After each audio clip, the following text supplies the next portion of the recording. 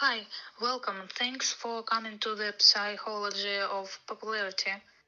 I'm glad that you selected this course, and I'm excited to tell you about some of the work that I've been doing and lots of searchers have been doing in the area of popularity. But when we talk about popularity, a lot of people will sometimes say, is this real a subject that people study in psychology? Isn't this just something that is important in high school or adolescence? What difference does this really make in the real world? So maybe a good way to start is for us to talk a little bit about how popularity really does play an important role.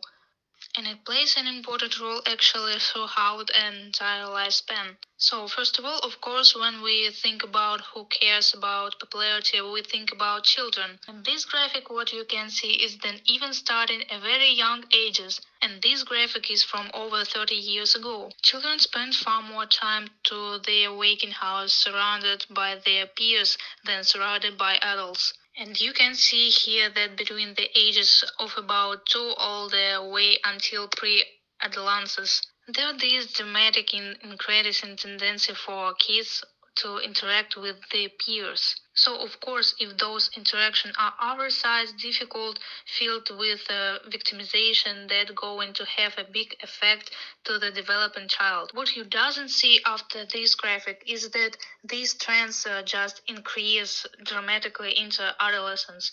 So once kids get into adolescence, of course, it's totally uncool to spend any time with adults, and we see even more increases in the amount of time spent with peers. In fact, what we know is starting at the age of 3, young children can already tell you which kids are most popular, which kids are least popular, and which kids are kind of not affiliating with their peers at all. So, starting from very, very early in childhood, popularity becomes a really important construct, a variable that really has impact over time. Now, once we pass through childhood and we get into adolescence, there are actually some biological reasons why popularity starts playing a big role. And what we know now is that from the time that pubertal transition starts, adolescent's brain starts to mature, but whole brain doesn't mature at the exact same time. It actually starts in the back,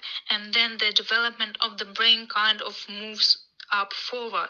So what that means in that the parts of the brain that are developing the most are the parts that are below the cortex. In other words, the parts are the shared with more mammals. And those things are kind of existential drives and things that you want for quickly rewards. And one of those pieces in the limbic system that's really important is the desire for social rewards. And the reason why in adolescence there this big push for our brain telling us to go out and get social rewards is because it's the way of helping us to develop autonomy of from adults. It's basically telling us your parents aren't cool anymore. You want to be able to go out and learn how to be self sufficient. You're not going to be taken care of by your parents for the rest of your life. So our brain make us really interested in heading out with peers, being very excited about what happens with peers. And as a result, we tend to be very interested in whatever we can do to make us want to get reward from people our age.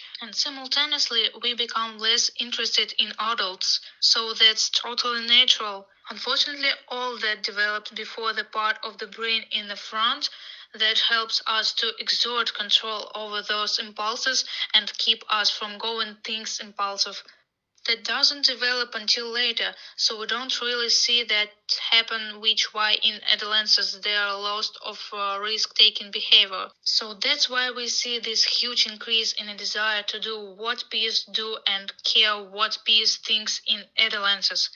So that's a big part of what's happening as we grow up. And of course, when we think about adolescence, usually the things we remember the most are not the things that happens with other parents or the things that happens with other courses in high school. But we really think about who was popular, how much I embraced in front of other peers, How much can I show that I'm meeting people to be friends with or to date, and that becomes really important. So, what about with adults? Well, I mean, one interesting thing about adulthood is that for some reason, adults love talking about their adolescence in terms of popularity. If you look at things that you see on TV or songs, or especially movies out there, there are tons of movies that kind of bring us back to those times in adolescence. And we really are talking about peace, relationships, and friendships. There's a reason why we're really interested in that, and that's from nostalgic value.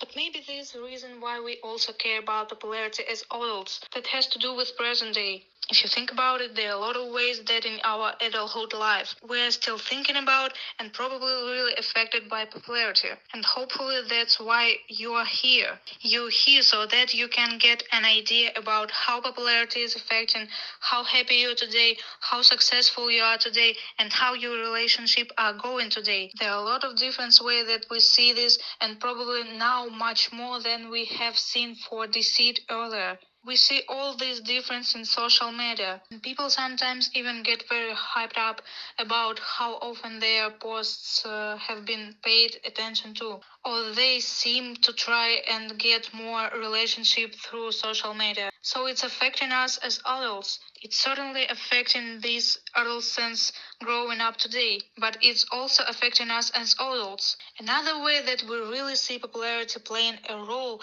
in our big fixation with celebrities.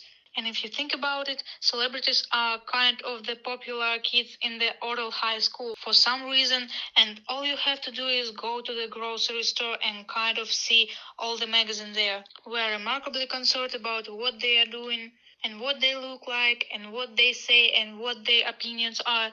This is a big marketing strategy to get celebrity endorses with the idea that if a celebrity buys a product or exposes a worldview, we might be more likely to have similar attitudes. And the reason why is it playing up on these same ideas of popularity that we will see what those people do are highly influential. In fact, a lot of marketing is really geared towards leveraging the same types of popularity dynamics in certain day. When you think about marketing from the perspective of political marketing, we are really seeing that when it comes to campaigns and presidential campaigns, there's really a way in which we are trying to be pulled towards the same types of popularity politics. And that really plays an important role. And it's something that's affecting our whole culture. And that has a lot of to do with popularity. But even we go beyond the perspective of entire culture, how is popularity affecting your life? What are things that you are experiencing every day that have a lot of to do with popularity?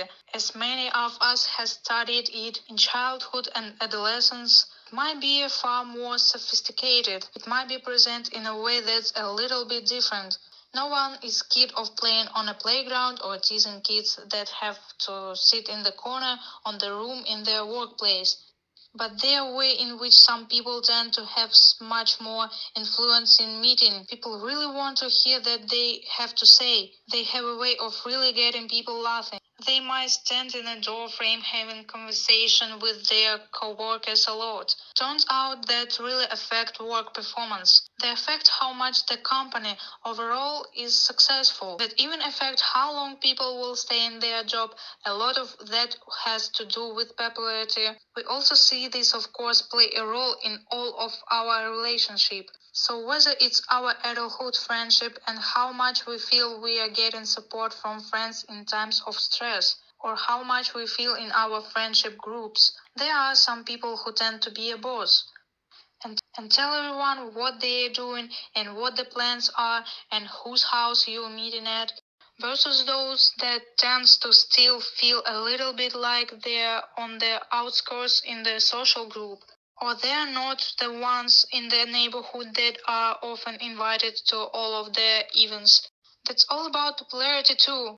We even see they play a big role when it comes to romantic partners. Who you meet, how dating goes, how we feel during a date. A lot of that stems from the things we learn about popularity. Of course, for those of us that are parents in our adulthood, we also find that parenting is something really tied into popularity as well. We know that the way that you experience popularity as a child is related to the kind of parent you are.